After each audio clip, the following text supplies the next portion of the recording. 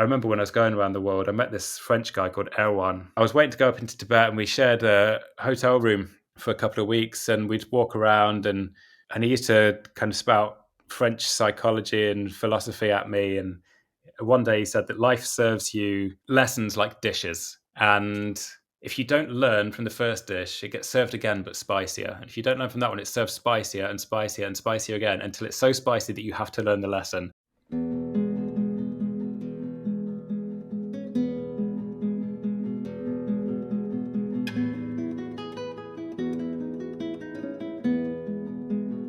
Welcome to episode 73 of the Cycling Europe podcast. My name is Andrew Sykes, and you've just been hearing from Leigh Timmis. We're going to hear much more from him in a few moments. He's going to be talking about cycling around the world.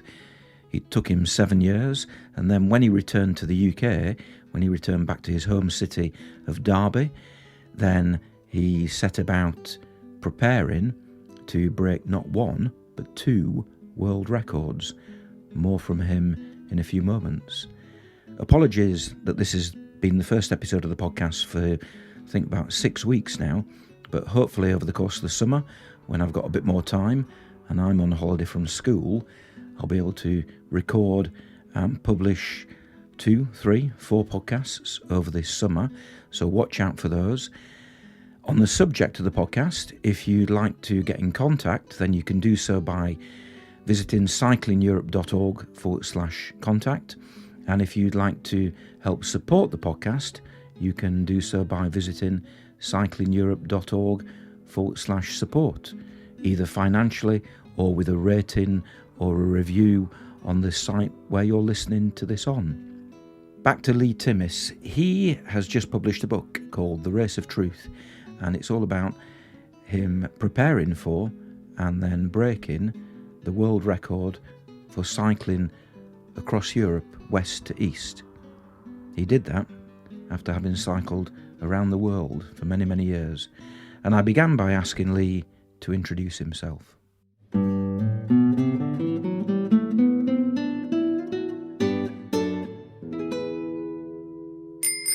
I'm Leigh Timmis. I'm the world record holder for the fastest cycle across Europe and also for the greatest distance cycled in 7 days. And I've also cycled around the world. Can you take us back to your formative years as a cyclist? When did you start cycling, or was it something that you took up when you were an adult? No, I think the bike is something that has always been in my life. Like I can remember being a kid and learning to ride on a little what do you call it? Like a balance bike sort of thing. And then getting a BMX, and I grew up on a bit of a building site. Dad was building a house for a couple of years, so I used to get breeze blocks and joists or like scaffold beams, I guess, and make little jumps out of it. But I think the time when I really got into bikes was around school, like secondary school, when me and a group of friends would all ride over to one of our houses and we'd sit and watch these mountain bike videos. There was one that I remember called Dirt, and it was kind of like, I don't know, it felt different to what mountain biking or cycling is now. It was all about just going out and having fun. It wasn't endorsing brands or winning competitions or any of that. Even though these guys were amazing, like the best in the UK, it was just a group of guys having fun. And that's, I think looking back, that's what I wanted to capture, me and my mates. And so we'd watch that and we'd be like, yeah, let's go out and do our own thing now. And we'd go up to the woods and we'd go and learn tricks in car parks and that.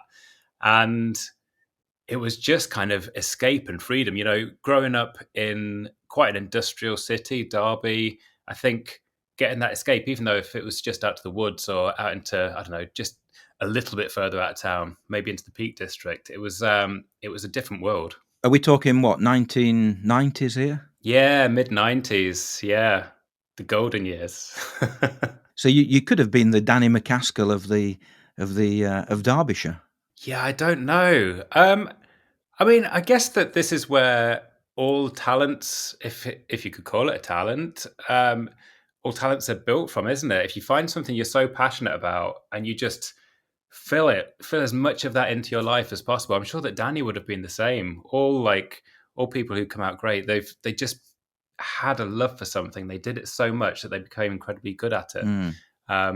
So I guess that was an element that got me into cycling. But I think that kind of to bring it more up to date and to bring it to where I am now, I actually lost all of that. I kind of gave it up, I would say, for this pursuit of success.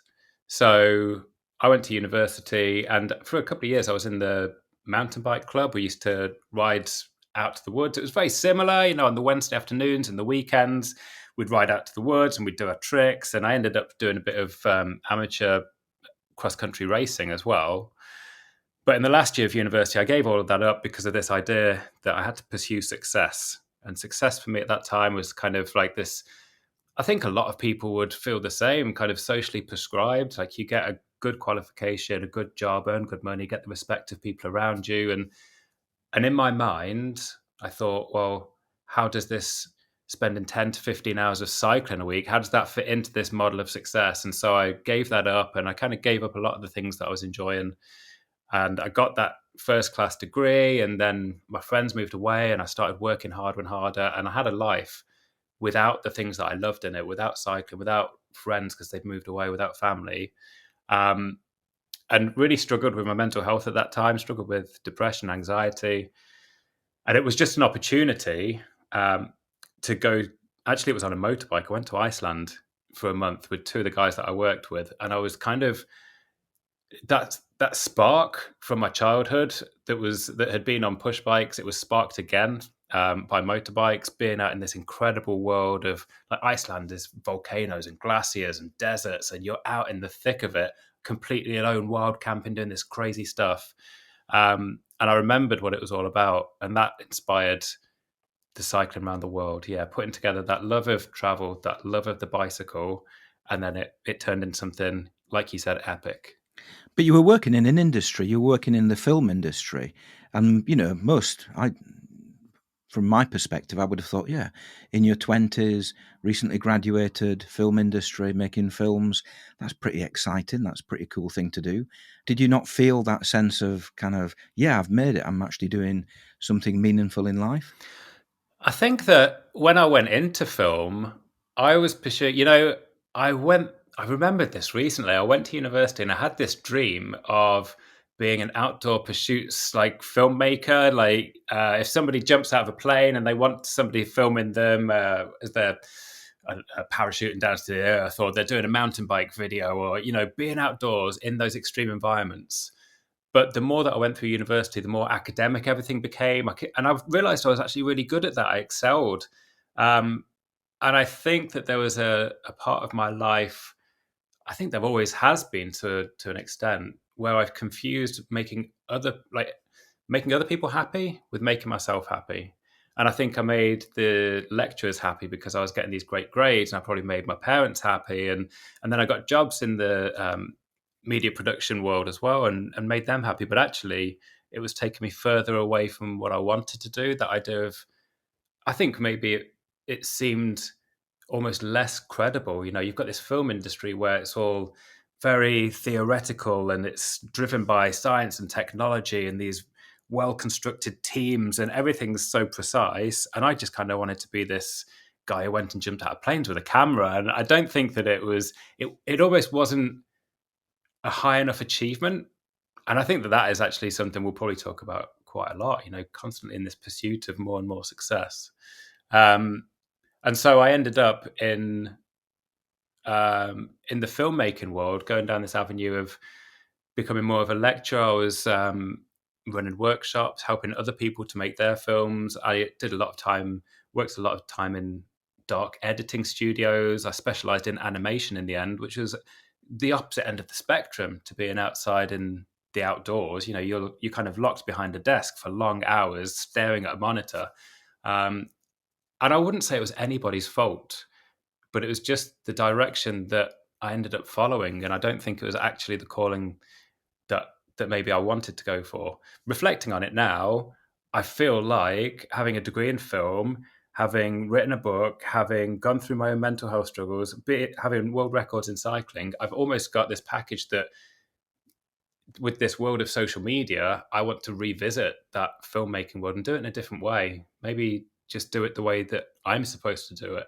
put all of those skills together. Yeah. So, what happened to actually lead you to making the decision to head off around the world?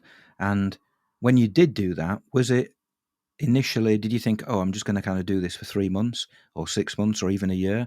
Did you really expect to not come back for 7 years when you set off? But what happened? What gave you that idea of actually this is a thing I could do?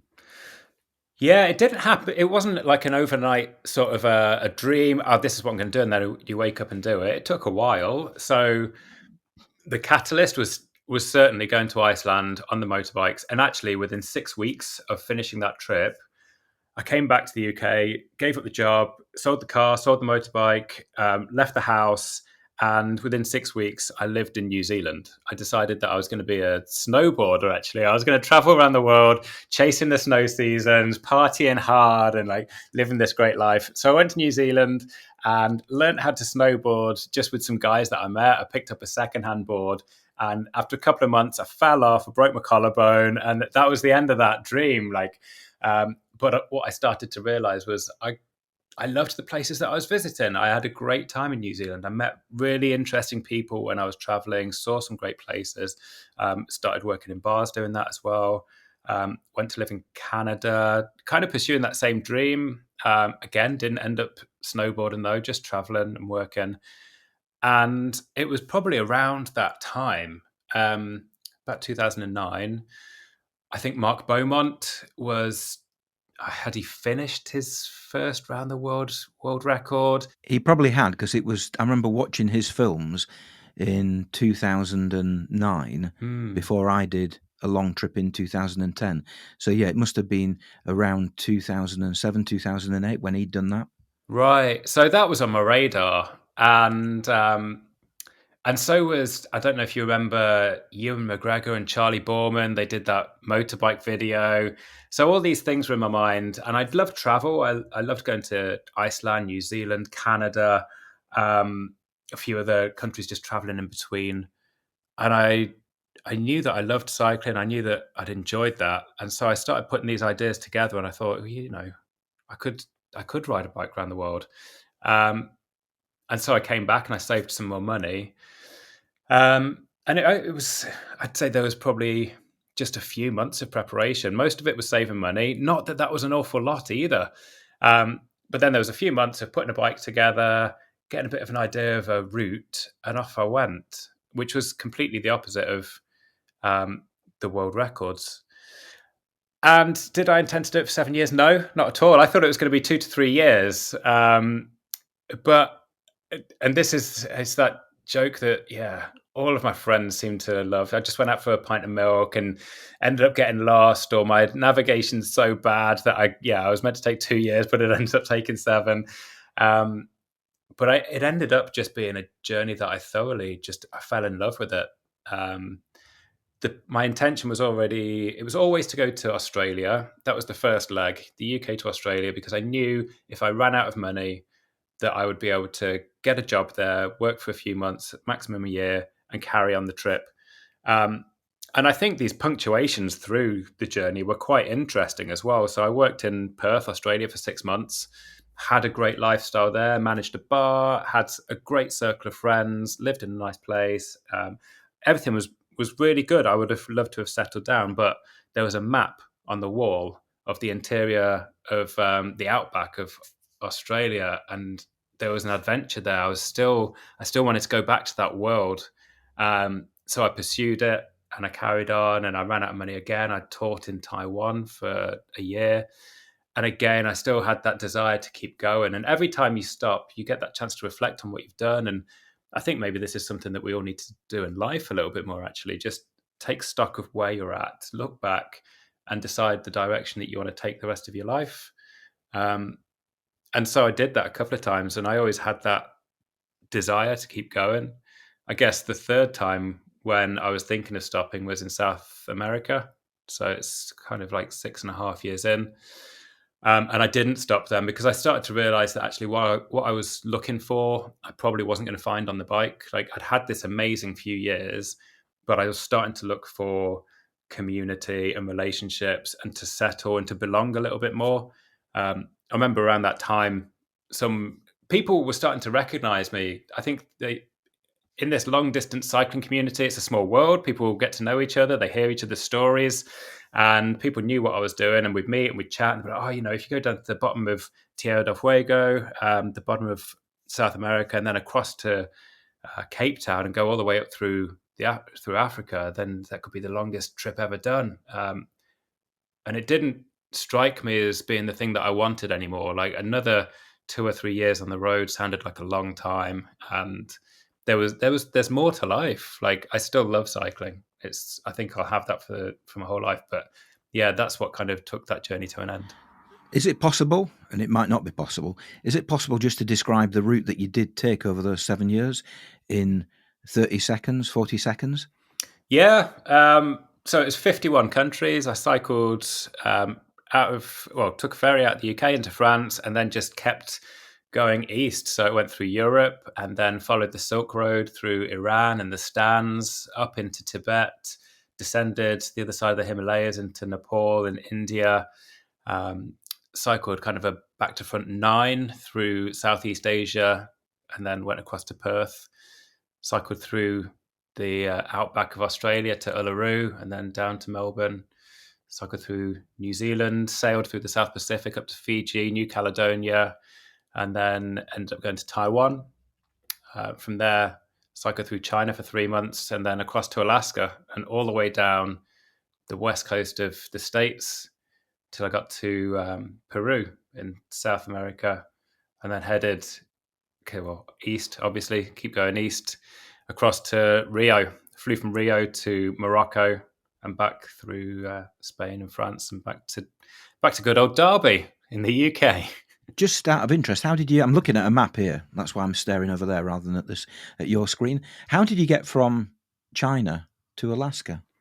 I took a flight. Yeah, this is one of the things. Yeah, I had a dream of going around the world flightless. I think maybe it was a dream of a lot of people around that time. Um, but actually, it was almost a blessing not to be able to do it. It was a strange one. So I took the ferry across from Dover to Calais, got into France, and then all the way from France, from Calais to Calcutta. I've never said it like that, and it's quite nice. Yeah, from Calais to Calcutta was all on the bike. And I remember there was a real moment of kind of elation when I descended the other side of the Himalayas and realized that this amazing world that I'd cycled into, which was like temples and prayer flags and monkeys and incense and kids riding past on scooters and colorful buses and hot water coming out of the ground, this jungle, this tropical world that I'd cycled into, I'd cycled there all the way from sort of an industrial city in England. And that made me feel amazing. There was something incredible. And I wanted to continue all the way around the world without taking a flight. I got to Calcutta and I couldn't go through Myanmar because their political leader was under house arrest at that time. It's under military rule. They would potentially let you through a border, but you might be obliged to leave your passport with them, so you exited from the same port of entry. So that wasn't very useful for circumnavigation. So I didn't do that.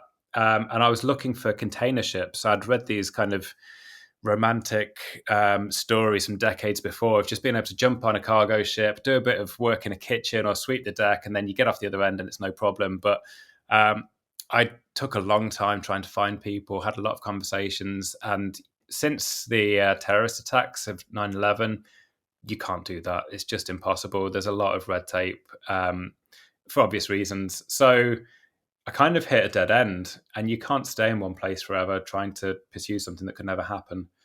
So I was sort of forced to take a flight from Calcutta across to Bangkok. And when I did it, it sort of just released this imaginary restriction that I'd put on myself. There was no need to have that restriction. And actually, I realized that I can't control global politics and economy, and that's not something I can control. You can just control the things that you do have power over. So from that point, I took a few flights wherever I could. I tried to sail. but there's a few. I did look at trying to sail from China to Alaska. There's is it the Aleutian Islands that you can sort of. There are some real hardcore sailors that take that passage, um, but it took me quite a long time to find a crew that would let me sail with them from New Zealand to Fiji. And there's multiple. There's so many. There's dozens of people leaving New Zealand to go to Fiji every day in that season. But you might get a dozen people, if that, in the whole season, not just per day, but in the whole season to go from China to Alaska. It's just not, you've got to have the right boat, the right equipment. It's extreme sailing. And that, yeah, that was never going to be on the cards. So sometimes you just got to pick your battles with that one. I'm reminded of watching Around the World in 80 Days with Michael Palin, because he uses container ships quite a bit when he goes around. But, that is back in the 1980s. And I remember a few years ago looking into, I think it might have been actually when I went, was it when I went to Nordkap? And I was trying to work out ways of getting back. But I did look into the container ship thing. And I think you're right about the 9/11. That really has changed it. But I think also you can still do it, but it's just phenomenally expensive. I think it's now seen as a luxury thing. And clearly, when I'm sure if you pay $10,000, $20,000 to have a berth on a container ship, they'll treat you like a king. But if you're just wanting a cheap passage from China to San Francisco, then it's just probably not going to happen nowadays. Yeah, yeah. Oh, if rich people are looking to pay a lot of money to slum it, I can show them an amazing view from the seat of a bike. Like we can go and slum it, camping on top of rubbish heaps, and it'll only cost a few thousand a day. It'll be amazing. Was it the same bike all the way, all across those 7 years? Yeah, it was. I think this is something that really surprises people. That bike never got stolen, never broke. I think the worst thing that ever happened to it was a steel frame and had an aluminium seat post in it. And this is something that anybody who cycled in the 90s will probably understand, that those two metals just corrode themselves together. And it had been on a boat for a long time and there's salt water in it and stuff. So when it came to leaving Taiwan, I couldn't get this seat post out. And I just took it. This is a story. It's a theme of my time in Taiwan, actually. I took it to like this back street kind of workshop, and he just took it in and he was like, yeah, no problem. And I didn't speak very good Chinese, and I was just explaining it, and he was like, yeah, I've got this sorted for you, no problem. And he got this blowtorch out, and I thought he was just going to heat up the seat post, and it would just pop out. And it wasn't that. He like took it to the frame, and suddenly like everything was starting to get warmer and more. You could see the metal starting to heat, and then suddenly the paintwork just like sparked into fire, and my beautiful bike that I've ridden halfway around the world's on fire in this guy's workshop. And I'm like, no, what are you doing? No. And then he kind of like put the blowtorch down the seat post, and there's this molten aluminium like bubbling out everywhere. I was like, oh no, what is this guy doing? Like, I've tried to save myself a few pounds. I've absolutely ruined this bike. But he got it out, and we put another seat post in, and I ended up painting that bit of the seat post with a graffiti artist friend of mine, and it's still on it now. It always reminds me of that. But yeah, I thought maybe it's a bit of a theme, trying to save money. I actually had my wisdom teeth taken out in Taiwan as well, and it was the bargain of the century, £3.50. But they just couldn't get it out. So he called his assistant over. I couldn't speak Chinese, and I'm glad, because he must have said, can you just come over here with that chisel? And he had my mouth open. She's got this chisel in my mouth trying to get these teeth out.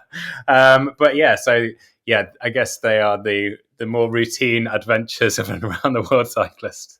You said that you stayed in South Korea and you stayed in Perth and you spent a period working.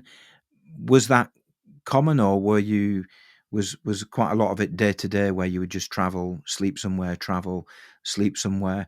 And what kind of accommodation were you using? Were you in a tent? Were you hosteling? Yeah, it was real grassroots. It was all tent. I mean, I think this is one of the things that surprises people. It certainly surprised me.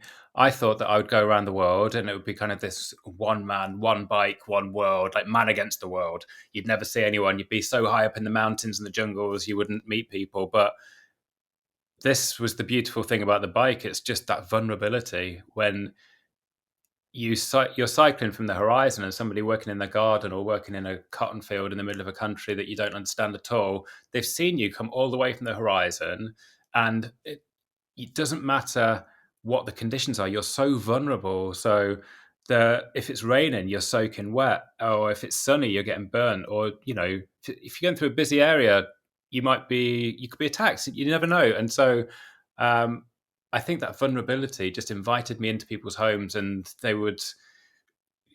just shout to me from the street. I didn't understand languages from most of the world, most of the countries that I went through.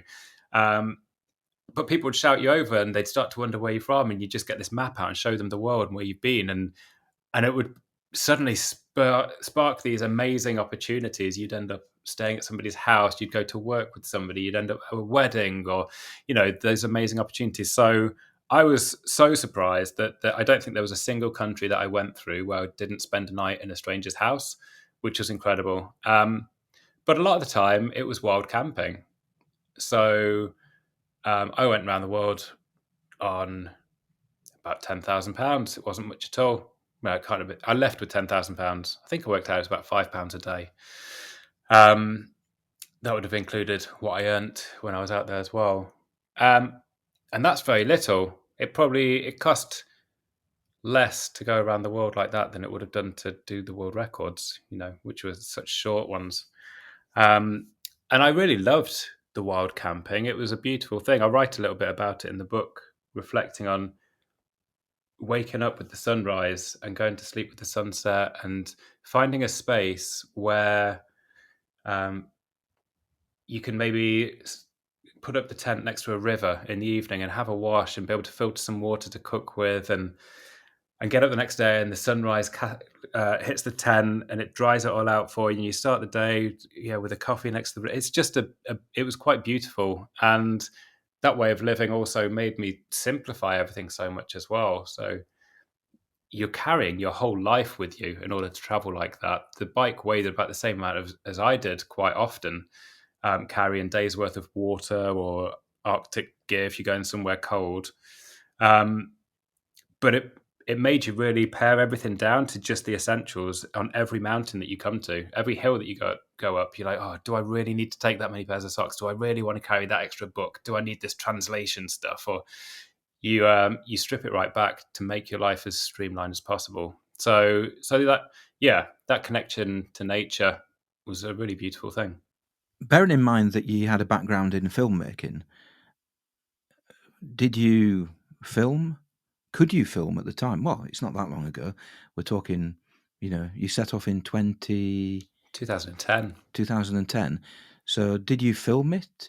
Did you ever have aspirations of making a film about your journey around the world? I started filming it. So I think this is one of the interesting things about that trip. It was right on that turning point of kind of where life turned digital in the Western world, or maybe globally. When I left, the iPhone 3, that first iPhone, had only been out a few months. And so I had like a flip phone. I think I ended up not even taking that for most of it because, you're not going to need a phone. You can't afford to get a SIM card. You can't afford to pay for that sort of stuff when you're out in the sticks. So the technology that I took was I had a Sony camcorder sort of thing. It recorded onto an SD, like a memory card, but it was a big camera. It wasn't like a phone where you can just pull it out and like start shooting. You had to boot it up, and like if you were filming something, you were filming it. You weren't there to do anything else. So I took that, and I did have a laptop with me as well for editing, and I had these amazing ideas of what I could do with it.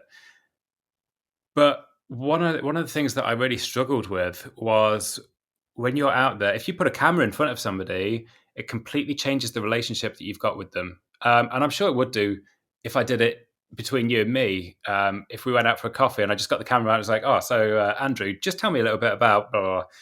You don't speak naturally. It's you kind of put up this barrier between you, and so it was quite rare that I filmed anything. And I realized that I didn't have access to electricity. One of the there was a lot of things that I learnt, growing up in the UK, where you've got electricity on tap, you've got hot and cold water, you've got everything that you want. I thought the rest of the world must be similar to that. I think, is it 5% of the world live like this? Like, you can't just plug in and charge your stuff. You can't just get hot water. It's not like that. Um, so I think there were kind of logistical barriers like that. There were those social barriers where I actually wanted to enjoy the world, and not just film it. Um, but what I did do was, if I got to know people, I would take a still. I took a digital SLR as well. Sorry, no, it was a DSLR. Um, so I got some quite nice photos, and I wrote a diary every day of going around the world as well. So and I sent them home every 3 or 4 months. I sent a bunch of diaries and anything that I collected home to mum. Um, so I hoped that she would read it and sort of see my version of the world, but she said she found it really difficult to read. I think she was so worried that she didn't like to see what I was up to out there. But they're all here at home now, just waiting to have a book written from those amazing experiences. Yeah, you were saying earlier that, the book that you have written, The Race of Truth, is more about the world record attempt, but you do mention from time to time the round the world journey. I'm just going to read you a quote here, and I think you're talking about the transition between returning back to the UK and then finding other things to do. But you've written, this is when you were travelling, nothing else mattered when the wheels were spinning. Cycling around the world, I never had to deal with problems for long. Experiencing a bad day, disagreement or misunderstanding, I would cycle on knowing that tomorrow would bring a new place or new people. The bike constantly avoided obstacles, my roadblocks. Apparently, I was the only person who didn't see that whenever I had the opportunity to settle, I made another rash decision to leave. Travel was my great escape. Bearing that in mind, it must have been a bit of a wrench to actually take that final decision and think, right, okay, that's it. I'm going to go back to Britain and I'm going to build a new life. Mm. Yeah. For me, a lot of that is that psychological side, which is, I think, it's the strong thread through the book. I think it's a line in the book, that I kind of always had these strong legs that helped me to avoid a troubled mind. And that's, a lot of people would have asked me when I was going around the world, what was I escaping from? And I would always escape that question. I'd be like, no, I'm not escaping. I get a better exchange rate for my hours on the bike for the experience that it buys me, rather than the hours behind a desk for the money that I would earn. Um, but I would say that I was definitely escaping. It's interesting, when I came back from going around the world, those struggles that I'd had before I left, when confronted with responsibilities and finances and relationships and all those pressures that we all have every day, um, I still dealt with them in the same way. And this was the strange thing for me. I thought that I would go around the world.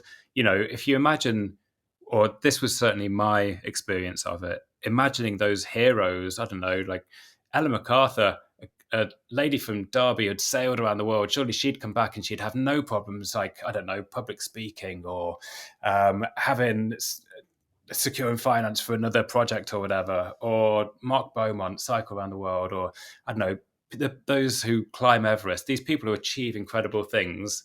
Surely normal life wouldn't be daunting to them anymore. But I came back and realized that I'd experienced this world that was external to me, but I actually hadn't changed.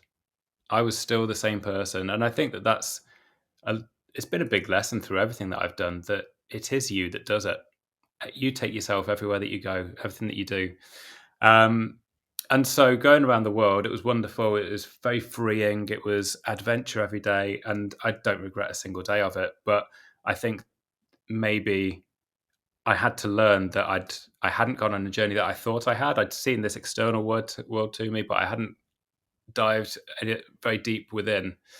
Um, and that is what the world record becomes. It's looking at the road ahead of you. On a world record, it's very different to going around the world, where you go around the world, you come across a challenge, a problem, and you figure it out along the way. and then you carry on. Whereas for a world record, you're trying to achieve the best. You've got to analyze what's going to come up ahead of you on the road, be ready for it with the interventions that are going to get you through that as quickly as possible, and then push on without that stopping you at all. And in order to do that, you have to look deep inside and look at those dark areas of yourself and admit that. I think this is the most difficult thing in change, admitting that there's areas of you that you don't like and that you are willing to change them and delve into those a little bit deeper and start to kind of become the person that you want to be, not that you are at the time.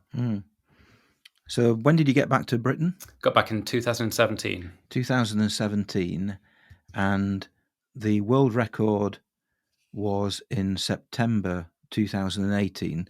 So we're talking about a period of about a year. Is it more than a year? A year, 18 months?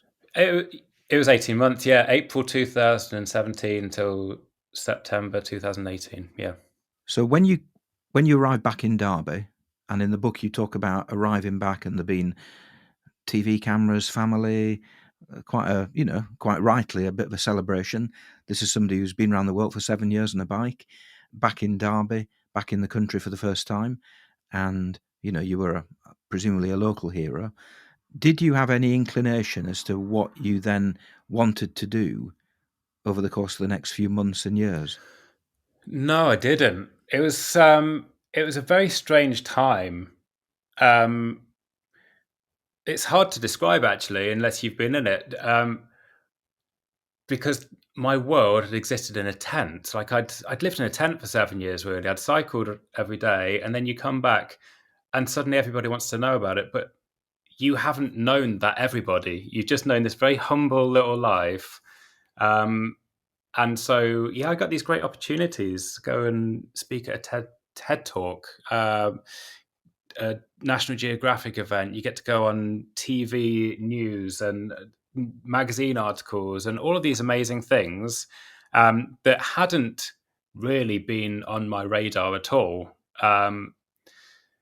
So unpacking that was quite difficult. And I also didn't really know how to tell my story either because it had just been my life. Like, I don't know. At the time I was definitely there kind of comparing it to if I'd been an engineer for 7 years and then suddenly everybody wanted to know what it was like to be an engineer. I was like, well, I don't really know what to tell you. Like, I've just been doing this every day.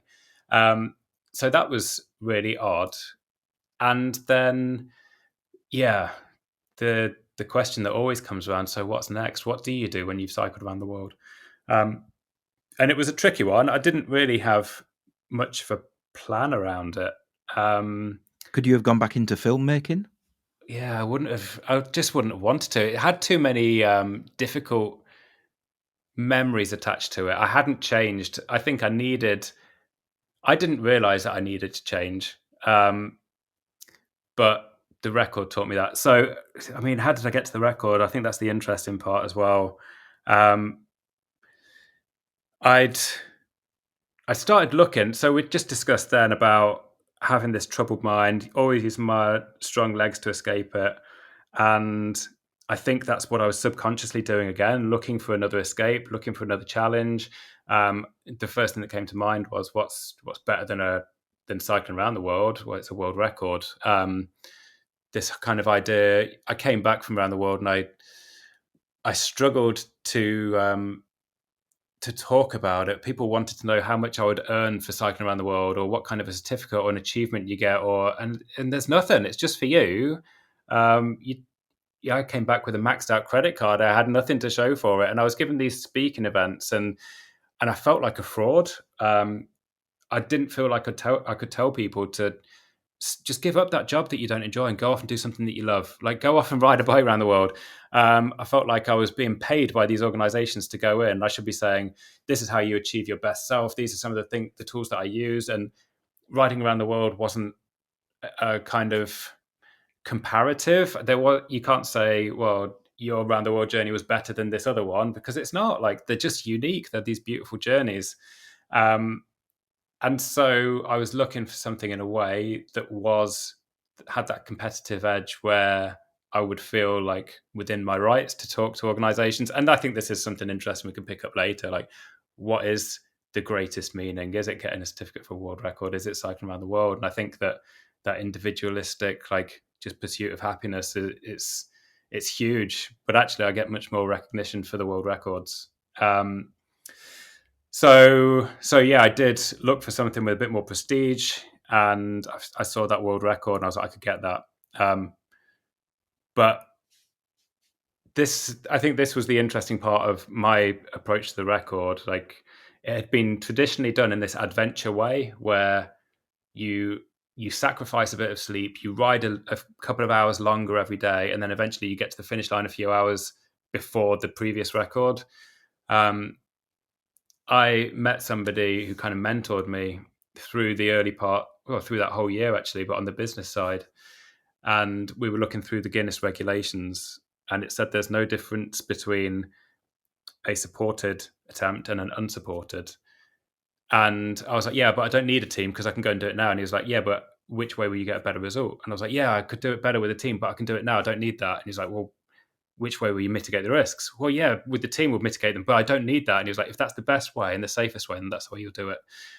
And it turned from being something that I could do to something that I wanted to do. Like, I was not capable of putting together a team of scientists, of committing myself to a training program, of raising £50,000 sponsorship, of fulfilling all of those obligations. And I had to learn it. And I think this is what forced that transformation, committing to something that I wasn't capable of doing, but I set my sights on it and I made myself kind of accountable.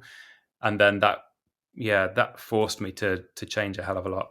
The chap who you mentioned, the guy who mentored you, he had a connection in the bike trade, I think. Is that correct? Almost. He owns a mobile technology company, but he was the organizer. So on the last day, and this is kind of that serendipitous way that the world works, the people that you meet influence and change the course of your life. So riding back in from around the world, I'd raised £12,000 for a local children's charity. And that charity wanted to organise something special for me coming back. So they got in contact with a local bike club and said, Leigh's going to be riding back in. Do you mind riding for the last 15 or 20 miles with him and join him in the city centre? So Steve, the guy who I mentioned, he's the organiser of the bike club, and he got a bunch of people together. There was probably about 30 of us. And we rode into town. It was very overwhelming after riding for 7 years alone. And suddenly you've got this peloton around you. And you're like, I don't know what I'm doing. This is insane. And at the end, we said a few words and the champagne popped. And afterwards, he just came over and said, look, when the dust settles, why don't you come over and we can have a chat? I'd really like to know a bit more about your journey.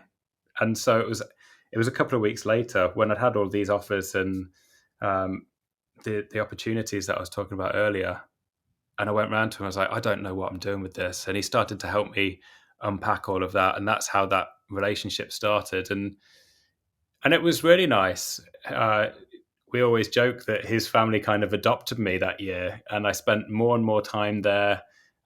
He helped me to realize how what I'd done was applicable to so many people's lives. Like, just because what I've done is on a bike doesn't mean that those lessons and those experiences don't help other people. And we started to realize the similarities, which was really, really lovely. And I spent more and more time with his family. I'd end up staying there, and I got into road cycling because of him. Previously I'd only done mountain biking, and then I did touring on the touring bike.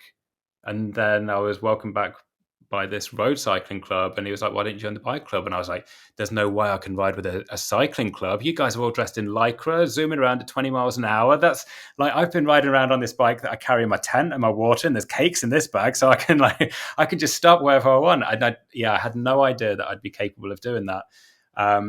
So that was another massive change, like the opportunity to ride with a bike club. And then I realized that, well, actually, those 7 years of cycle touring have given me this quite a good foundation of fitness. Maybe I can do something with it.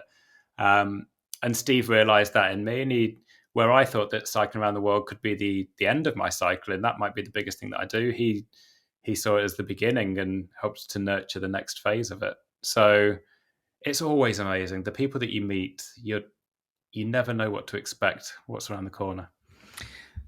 So you're back from your round the world trip. You've met Steve, and he's mentoring you helping you with speaking and what you're going to do in the future. And you finally come up with the idea of breaking this world record, which takes you from the western point of Europe in Portugal into Russia to the official eastern point of Europe, and you decide to try and attempt to break that world record. You know, you said initially you wanted to perhaps do it unsupported, and then he talked you around and encouraged you to think, well, actually, if you're going to do this, you might as well do it really well and break it properly almost. And you started working with the University of Derby, and your transformation from round the world cyclist to lean, mean cycling machine kind of starts. And that sounds quite an arduous process. Yeah, it is. It's something that I never expected. I think that I had these glamorous ideas of what it was going to be like.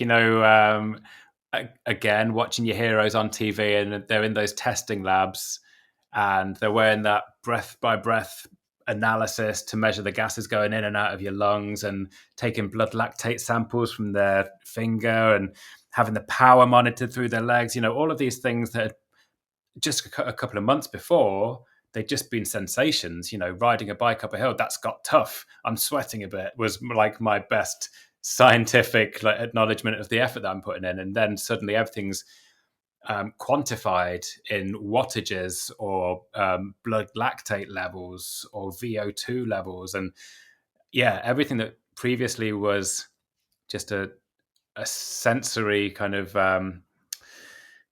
feeling becomes data.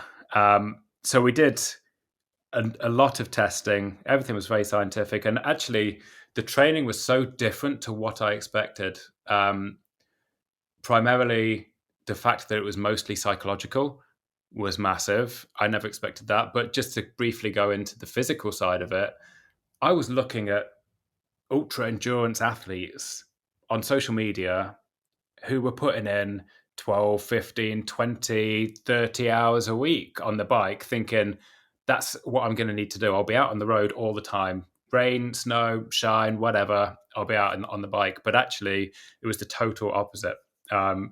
Being based on science and mitigating risks, we started in January 2018, started the training.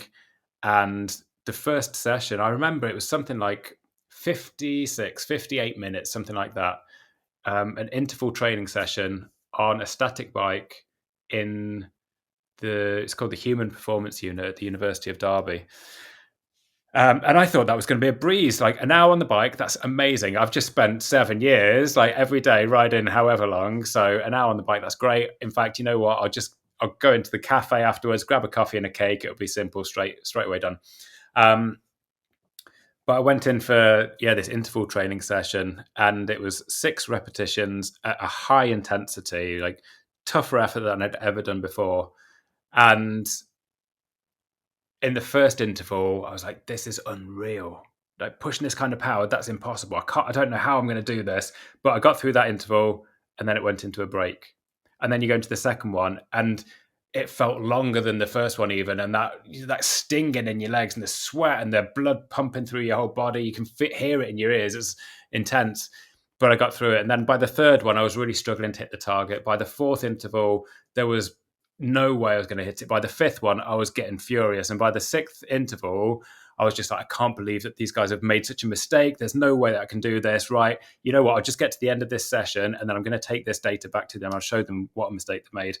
And I did exactly that. I had a shower, I got the data, and I went back to the physiologist, and I put the data down his desk. Like, look, Mark, you've made some big mistakes here. There's no way that I can do that. So why don't you go away, do your maths again, figure out what I can really do, and I'll smash this train out of the park, no problem.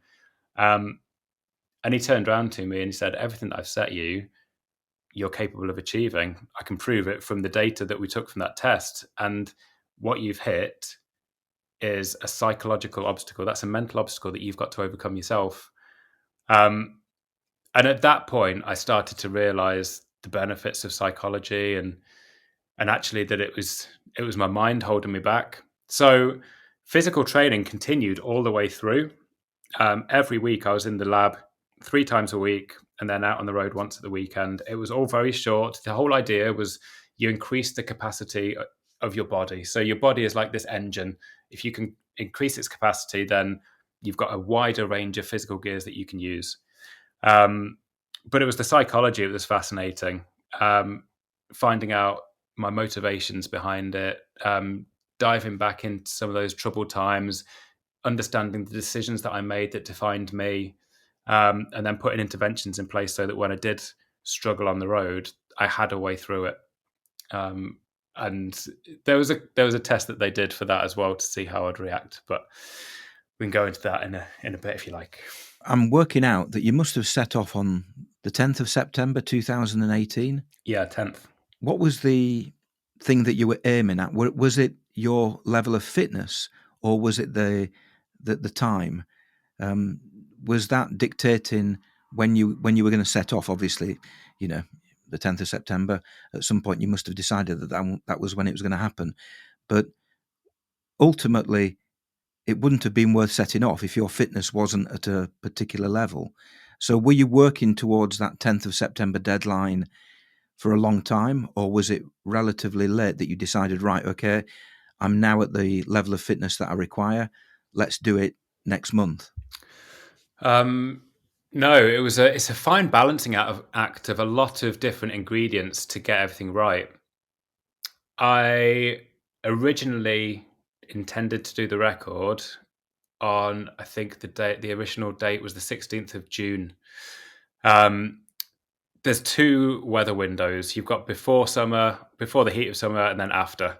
And before was better for me. I think the days were slightly longer. The timing was right to have the team come out and join me on the road. So the physiologist and the psychologist, we take a nutritionist and a physiotherapist as well. It all seemed to point towards that. With that window of opportunity, it gave me from January until June. I think it was 20 weeks training, 21 weeks training, something like that. It was perfect. So we could fit everything in. And in that time, I had to organize all the business side of it as well. So you've got the logistics, the route planning. You got to build the right logistical package around it. How you're going to get the motorhome out there? How you're going to transport the team across? What you're going to do for food, for charging, the media program, everything that goes around it. Getting the sponsors on board as well, so you can afford to do it all. It's a hell of a package. It's massive. And long story short, we did it in September because I think that my expectations were unrealistic looking back on it. I was still 30% short of funding about 3 or 4 weeks before we were supposed to set off to do that June attempt. Which is quite mad, isn't it? That I'd got myself into this physical condition where I was ready to do it in June. The team were there and ready. The route was ready. But actually, it didn't happen because of the financial pressure on it. And so the whole project is built around this ethos of no compromise. And at that time, when I didn't have enough to take everybody out and do the full attempt, I had options, and I talked through it with Steve and with the team, and we came up with some different scenarios. I could go out and do it unsupported. We could train me for the last month. We could change the training program a bit so I'd be in a better condition to do it unsupported.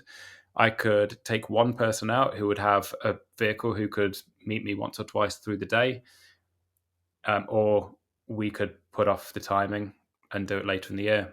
And so with this ethos of no compromise, that's what we did. And so training went off the boil for about 6 weeks, I think. And I focused a lot of time and effort on the business side of it, got the money up to the level that we needed. And then that threw up new problems. The team that I originally was going to take out couldn't make it. So I had to rebuild a team.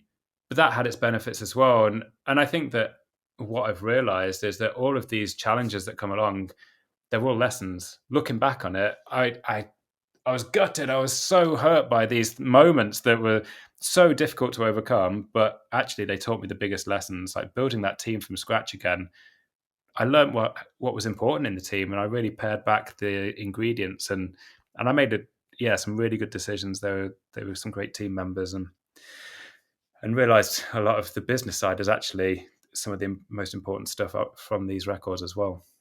You touched upon the fact that going in June obviously means you've got really long days, and I would have thought for something like this, that is really important. Were you not tempted to delay it for a full year until the June of 2019 and try them? Because it must make a big, big difference if you're, even by September, the end of September, the length of the day is significantly shorter than it is in the middle of June. Yeah. No, it didn't cross my mind to put it out that far at all. I think it would have compromised a lot of commitment from the sponsors who were already on board. I would have had to put everything off. I don't know what I would have done with my year. I would probably have had to go kind of into the world of work again. So one of the things that I don't know, I think that it's quite glamorous from the outside, people attempting these records, but the levels of sacrifice that go into it. So I'd come back from cycling around the world. I was living at my mum's house. I was in my mid-30s. And this world record, in some ways, I kind of saw it as like a way to launch myself, maybe. Um, so if I'd have put off the record by another year, I would either have had to stay living with mum and commit the time to breaking the record, or go into the world of work, go and get a house. And with that commitment, you've lost your 9 to 5. You've got to be working every day to pay the bills, and then how do you build a world record on top of that? Which I have done for the second record, but they were probably some of the considerations that were in my mind when I thought September. Also, the daylight hours weren't such a big consideration, because one of the big differences with our record attempt was the primary importance, which was to maintain sleep. So we put together a strategy that you could basically have repeated almost eternally. Throughout the record, I definitely degraded in how alert I was, how happy I was. I think there's an element of not being. This was the first time I'd done it, and I think that with experience, I would have done things slightly differently. I would have had more awareness of what was going on. But the sleep would still stand. So we were factoring in 7 hours a day sleep, which is unusual for ultra endurance. Most go for minimal sleep, maximum cycling time, but you end up getting so fatigued, so tired, your performance goes down to you see it quite a lot with ultra endurance cyclists kind of trundle along at 15 miles an hour, and it's basically all that you can push, all that you've just got one gear, whereas our average was 19 miles an hour, and it's because you factor in that sleep. It was a very holistic program. It was it was like wraparound care, really. So you're looking after your sleep, you're looking after your nutrition, you're looking after your physiotherapy, your bike efficiency, everything to try and make the whole package work. And for me, that's the metaphor, that's the theme of the book, and it's really a story about the whole of life. Like, in order to get the best achievement in life, or to be the happiest or the most fulfilled, it's a holistic approach. You can't focus on one thing. I'm going to be the best cyclist and then expect to be happy in everything, because it doesn't work like that. You've got to look at every different aspect of what makes you a human being, be good at all of that, and then you get to another level. And that was the same in a lot of the preparation as well. You know, a lot of the work that I did with the psychologist was what we called being the best at the things that require no talent. So getting your sleep under control, being in the right place at the right time, being organized, really simple stuff that I'd neglected for my whole life. And we brought it together. And then you create this foundation where you can use your talent. And it was the same out on the record as well. Talking of the record is the fastest person to cycle across Europe. But how do you define Europe? You can, at the western extremity, no problem, kind of the western bit of Portugal. Do they have a definition as to where Europe stops and Asia starts? Yeah, it's my geography isn't amazing, so I'll probably mix up all the terminologies, and you'll have people writing in going, "Lee doesn't know what he's talking about." But I guess it's geographical. extents. So is it the tectonic plate? You've got the Ural Mountains, which is the Eurasian plate. Yeah, I was going to dig myself into a hole here. You've got the Ural Mountains, and that is what they call the geographical border of Europe and Asia. So Ufa, which is the last city that you cycle to on this world record, it's about 1,000 miles into Russia, and it sits just before the Ural Mountains. So that's what they call the extremes. You're going from Cabo de Roca, which is the lighthouse on the coast, the most western point of Portugal. Beyond that, you've just got the ocean and then the United States. And then going east, you go across 10 countries with the route that I took. And you've got to finish at the train station in Ufa. So they are the only guidelines that they give, actually. It's an A to B. You start in A, you get to B. You can take any route that you like. You have to ride the bicycle every mile, every pedal stroke. You can't take a ferry. You can't get in a car, whatever. And then there's some other more technical details around the GPS and drafting and stuff like that. But it's a really basic A to B record. Is there a defined route that people recommend, or did you kind of have a blank canvas when it comes to making up your own route? Totally blank canvas. Some of the guys that had done it before me had sort of copied each other's routes. There seemed to be a way of doing this record where you would look at the previous guy, know where he'd slept every night, and if you went a few miles further every day, then you would end up breaking the record by a few hours. Going with the whole no compromise approach, that didn't seem like the best way of doing things to me. Like, let's find the best way of doing it that's possible. So I did look at the other routes. The most direct one went through Belarus, and this is just more of that background work that you end up doing, and it takes a long time, and nobody ever sees it. Realizing that only people from Belarus or from Russia could cross over the border between those two countries.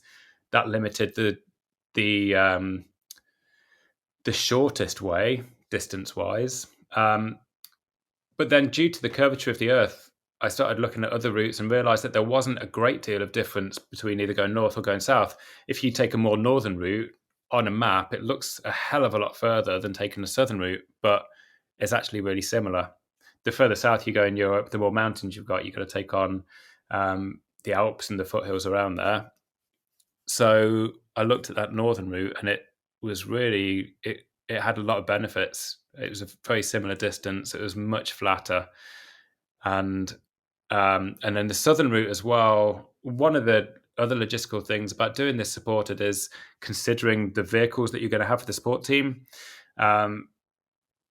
I needed a motorhome, so I took a motorhome across mainland Europe. If I was going to go through Ukraine, which was possible back then, this was before the war, I would have needed a different motorhome to go through Ukraine and then a different one to go into Russia. So taking 2 points to change motorhome, you're multiplying up the chances of there being a problem.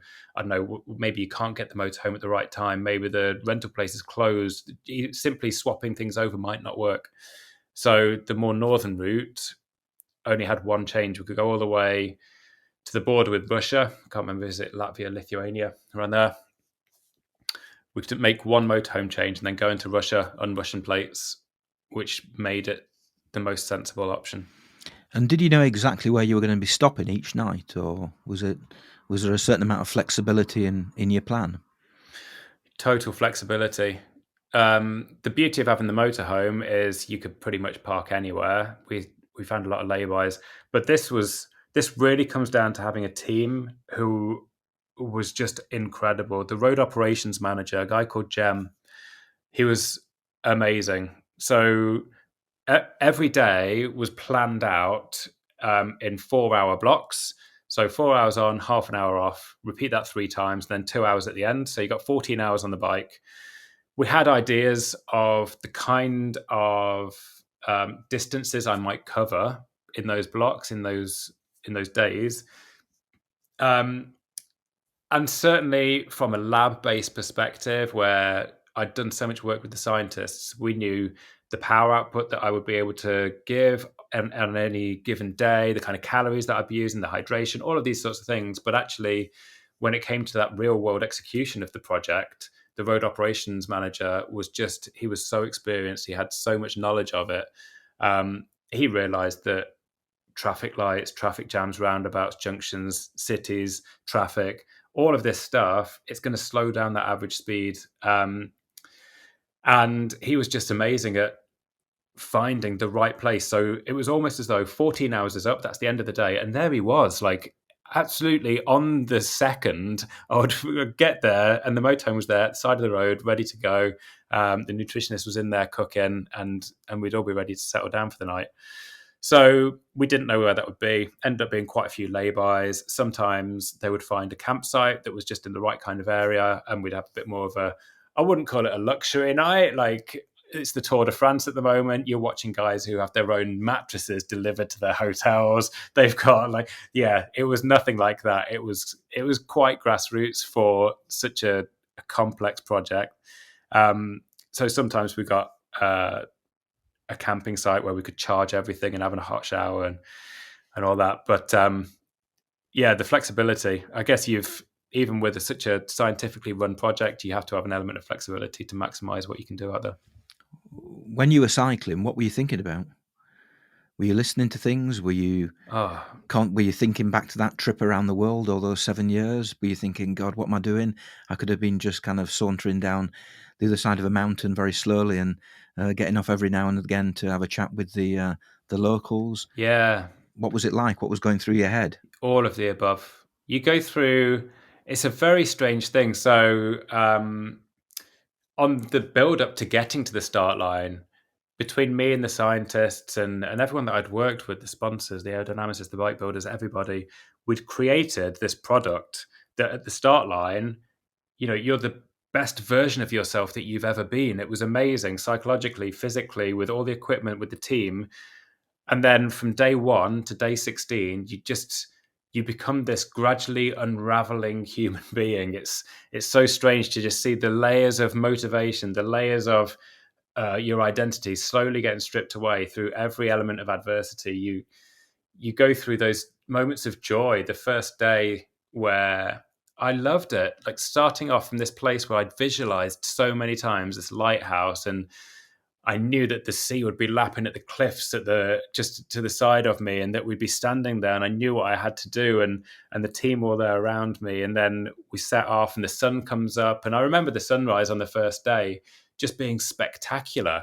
By that point, I'd already cycled up into the hills, and you'll either have seen for yourself or you'll have seen photos of those moments when the clouds are stuck in the valleys and there's just the hilltops that you can see on the top, and they all had windmills on there, and the sun caught the clouds and they became this kind of pink, like candy floss sort of color. And I was just in this moment of knowing that I was on the second, like on the path to the second achievement in my life. I'd already cycled around the world, and now I was doing a world record, and I was on the bike, and it was everything that I loved about the bike, from those memories of being a child, that feeling of freedom, from those memories of going around the world, of seeing those different things, that total sensory, what's the word? When you dive into something. Immersion, total sensory immersion. That's what I was going for. It was like the sights, the smells, the tastes, it's all there, and I loved it. And then the more days that go, the more frustrations you get, the more you dig into the reasons why you're doing it, and then you fall off, and you have to find the reason to get back on again. And towards the end, it became really difficult. In my own mind, I'd had expectations again that actually I was going to even surprise the team. I was going to show them that I was even better than they originally thought. And then there comes a day when I realize I'm not going to achieve that.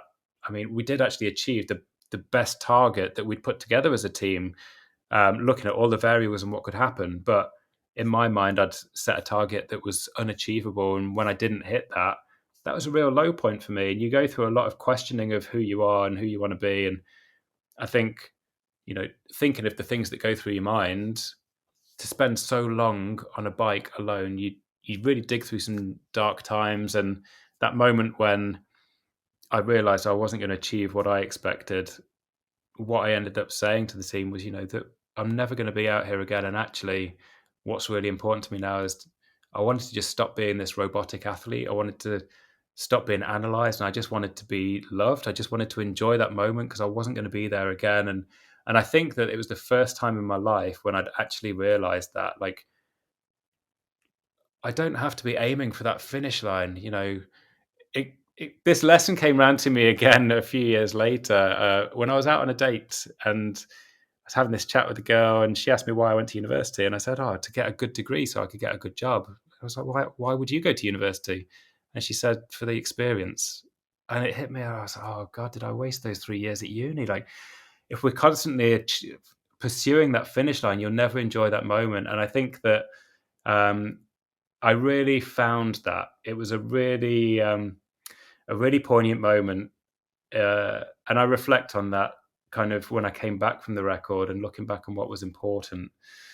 I remember when I was going around the world, I met this French guy called Erwan. We stayed on the edge of Tibet. I was waiting to go up into Tibet, and we shared a hotel room for a couple of weeks, and we'd walk around, and he used to kind of spout French psychology and philosophy at me. And one day he said that life serves you lessons like dishes. And if you don't learn from the first dish, it gets served again, but spicier. And if you don't learn from that one, it's served spicier and spicier and spicier again until it's so spicy that you have to learn the lesson. And I think that it was that moment on the record when I was forced to eat the spiciest dish. And I started to realize that actually, it's just the moments of life. It's just the experiences, the places that you go to, being able to share it with these incredible people. That's actually life. It's not about the finish line. There's a beautiful bit of psychology that I actually think the whole book is about. It's kind of what I wrote it about, but it's open to interpretation. And that is to one of the psychological interventions on the record was that at the finish line, the only person that I had to justify the finishing time to was myself. No one else actually knows what those times mean, but you have to be able to look back and say that you gave it everything, that you can look back with no regrets. And so me, the psychologist, took that future version of me and put him up on this metaphoric balcony and said, if there's any difficult times out on the record, you can just look up to yourself on that balcony and ask for advice. And I remember him saying in that moment, like, if you were looking down yourself now and it's cold and it's wet and it's dark and you're tired and you want to give up, what would you shout to yourself? And I was like, well, just keep going. Don't stop. Just keep pushing those pedals. All you got to do is keep going. Because when you get to the finish, it's all of that fatigue and that tiredness and the rain, all those negative things have gone and you're just left with those actions. That's all that really exists anymore. And for me, that's the metaphor of life. I think for a long time I've been constantly searching for that finish line, get to that achievement. But actually now it's about getting to the finish line, looking back and knowing that you gave it everything. I think living a life with no regrets, that's something really special. What was the previous record? What were you aiming to do? Before I did it, it was around 25 days. So basically, you smashed it. You smashed it by 8-9 days. Yeah. Was that a help or a hindrance? Did you think, oh God, this is almost too easy? Would it have been psychologically better for you if you were aiming at, say, 17, 18, 19 days rather than 20, 25, 26? We tried to take this out of the equation all the way through psychology, actually.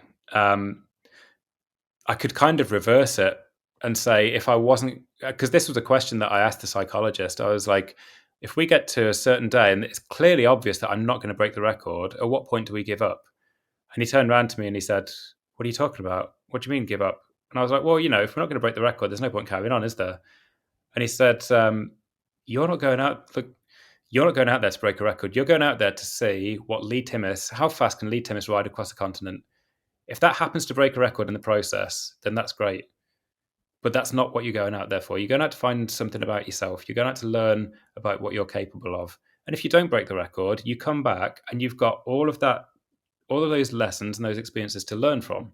You didn't break it, but what did happen on day 20, 25, 30, whatever happens? And I think that it it took a lot for me to understand that. And I would say that actually going out and doing the record at that time, I still didn't understand it.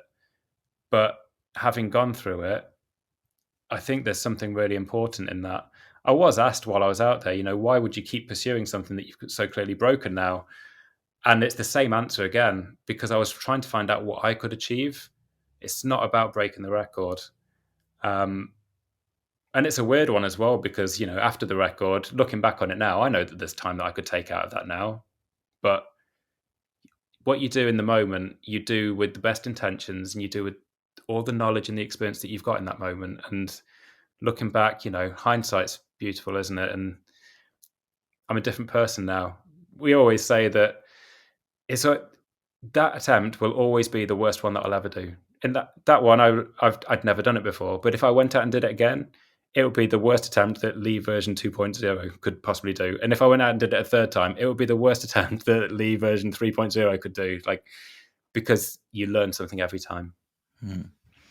Now, while you were talking, I Googled an image of the Cabo de Roca, and it's a beautiful coastline. You've got the lighthouse on the cliff there, amazing views over the Atlantic Ocean. And I'm a real fan of starting and ending my trips at iconic places. And I've finished at a few lighthouses. I started at the Temple of Poseidon in Greece. I've finished at Nordkap. They're really iconic, amazing places. And that looks like a bloody good place to start. I also Googled... No, I know what you're going to say. Ufa train station. And one of the pictures I found has been annotated, and I'll read out what it says. It says, Ufa is the most dismal city of Russia. So what was it like finishing your world record, your epic world record, in Russia's most dismal city? If I was going to change anything about that record attempt, I'd change the direction that I did it in. It was awful. Yeah, there's only one thing that can make Ufa worse, and that's if you arrive there after 16 days of cycling through storms, you're covered in tar and dirt, and you're exhausted. I know that I would certainly, this is something we talked about afterwards, I would certainly have enjoyed arriving in Cabo de Roca a lot more. Imagine cycling out of industrial city in the middle of nowhere and heading towards that beautiful Portuguese coastline. You could have your friends and family waiting for you there. There's a lot of incentives to get there. The incentives to get to Ufa were never about the location. It was always about finishing. And I got there, just to make it even worse, I got there in the night. I got there and it was cold and it was raining and it was dark. And maybe in some ways, actually, it's a better metaphor for life. That, you get to the end and it's not about the destination. It's about the journey. When I got there, there's a photo. I don't know if you can Google that one. There's a photo of me at the finish line, and there's some old ladies getting their suitcases out of a taxi behind me. They've got no idea what's going on. They don't know that a record's just been broken there. They're getting their suitcases to get on a train and go and, I don't know, visit Barbara in another industrial city in Russia or something. But life does just go on. And at that point, I got bundled into the motorhome. We had to get to a hotel and we had to get a flight in a few hours. We had to get a bike packed into a bike box, and life did just go on. Maybe there's an element of the difference between adventure and world record pursuits, I think, in that. But maybe you can combine the two. It would certainly have helped me in the last few days, knowing that I was heading towards a beautiful place where there was friends and family and there was a bit of a break waiting for me. Yeah, that would have helped. Presumably the reason why you did do it from west to east was the weather and the winds, no? Yeah, 100% prevailing wind. That's the way it goes around the world. Um, so, I mean, yeah, it did. It helped towards the end, actually. The first few days, I had a bit of a headwind, but then you do turn slightly and start going pretty much due east. And I did pick up a bit of a tailwind at that point, which is quite useful. But that's the main reason. Yeah, I don't think you'd see. It's the same reason that Land's End John O'Groats goes that way. It's you picking up those winds. Right, so since you finished that, obviously that was back in 2018.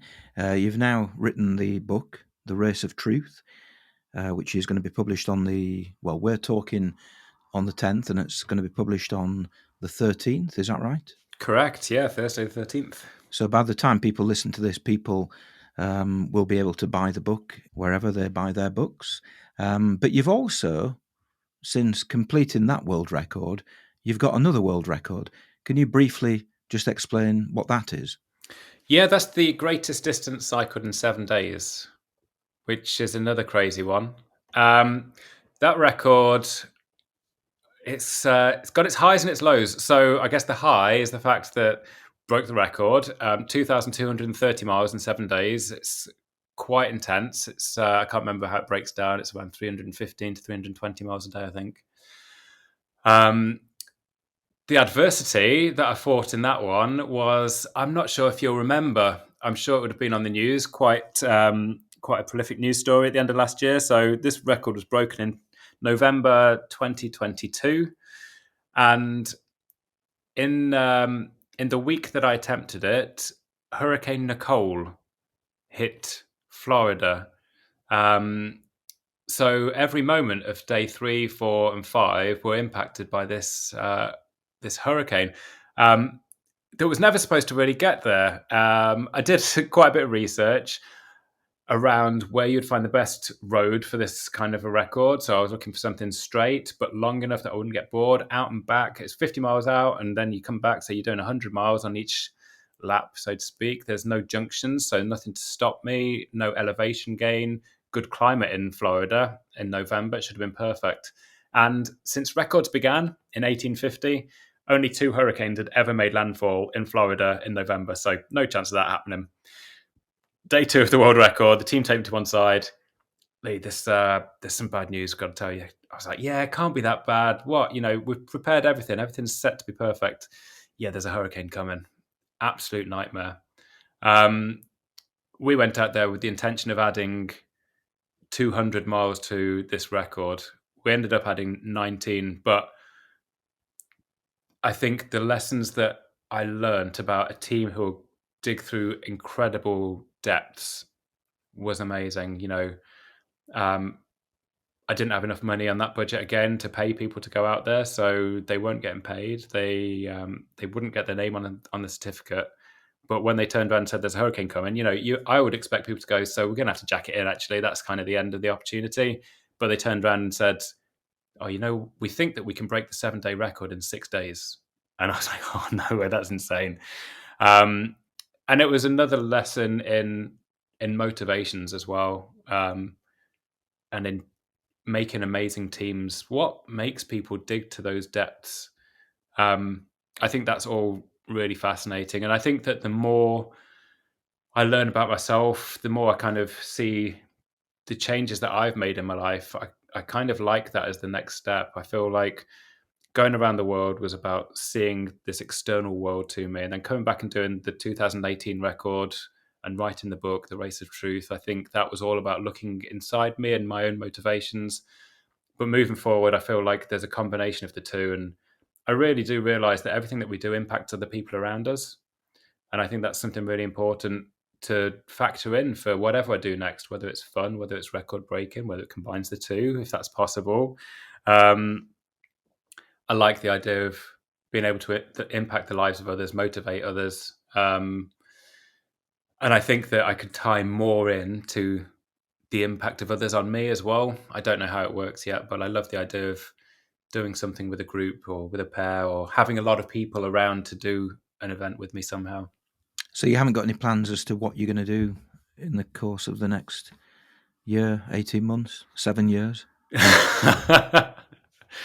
My plans for this year are much more relaxed. So I've had my foot on the gas since the beginning of 2022. It was all training for that record. And then straight off the back of the 7-day record, I went into editing the book, and that's taken me up to this point. And I think that, like we'd spoken about, going around the world, having those moments of punctuation to look back at what I've done and to really digest it and look at where I want to go. I think it's really important. And I think I'm coming to one of those points again now.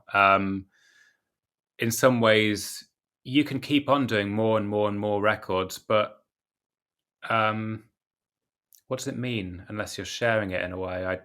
The book is really important for me, in that I hope that the things that I've gone through help somebody else to be able to achieve stuff as well, to be able to, maybe if somebody reads my own mental health journey through the book and they go, actually, I can relate to that and I want to talk about mine, that's a win. The book's done its job. That's amazing. If somebody reads it and goes, actually, those tools that Leigh's used through that to achieve his best, I could do that to be a great engineer or a great dancer or a great artist, whatever it is, it's done its job. If somebody just reads it and has a great journey across a continent and sees me going through all of these depths and coming out the other side, that's great too. So I want to push that out. I want to take the time for the rest of this year to go back to those roots. So we talked about when I got into bikes and going over to my mate's house after school and just learning tricks and playing in the woods. I'm building a mountain bike so I can revisit that. I think you see it in a lot of athletes who spend their sports time always training. So on the bike, you're training at a certain power for a certain duration. You want your cadence to be here. You want this kind of elevation. And sometimes you just want to go out for a ride just because it's a ride. You want to hang out with your mates. And that's definitely where I want to be this year. I think that time, just taken 6 months to sit back and have that breathing space, might give me the time to go, yeah, I see what's brought me to this point, and now this is the next step. That's where I need to go. So there will be more things. I can guarantee that. It's the way that my mind works. There'll always be something on the radar, but I'm interested in taking the time to find that out myself. Is this now your full-time job, or do you have another job? No, it's not my full-time job. I work in mental health at the moment. I work on an incredible project which combines the NHS community mental health team with the voluntary sector and local authority social care into a project called Living Well. So the idea is that it stops people falling through the nets, falling through the gaps in the provision of mental health care. We've got massive waiting lists across the UK, and there's a lot of work to be done in preventative care. So working with the communities, working with grassroots organisations that are already embedded into communities, and giving the mental health support to people before it becomes a severe mental illness, before it becomes a crisis moment. So it's a huge project. It's really fascinating. It's exactly what the world needs, and I love it. I think it ties into everything that we've spoken about helping others as well. It does take a lot of time and energy too, so it's another good reason to take a bit of a break. And of course, I would love to go back to making this a full-time living. There's a lot of avenues that I'd like to explore with that. The filmmaking, the media side, I think there's an avenue there. Some other adventures, more books, speaking events. I feel we spoke earlier about when I came back from around the world, feeling like I didn't have something to talk about. Even though I'd cycle around the world, I didn't feel comfortable telling people to give up their jobs and go and do it. I do feel comfortable in the lessons that I've learned now. I really feel like I've got something to tell everybody. I'm really proud of what I've achieved. And I really feel like there's something in this. I don't expect everyone to go out there and become record-breaking cyclists, but if they can just find something little that makes the best of their life that it can be, then that's the lesson that needs to go out there. So yeah, that's another aspiration there as well. Okay, well, I think that's a really nice place to bring it to a close.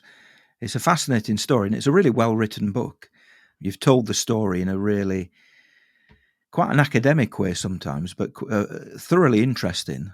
It's a a fascinating story, especially the transition between you as a cyclotourist, albeit an epic cyclotourist, to being the other end of the cycling spectrum, really, a hyper fit ultra athlete.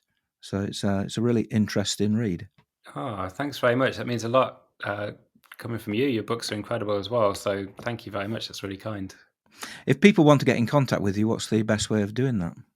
Yeah, just visit the website. It's leightimmis.com, or it's the same on social media as well. It's Leigh Timmis, LEIGHTIMMIS, across all social media, except maybe Facebook. It might be Leigh Timmis official for that one.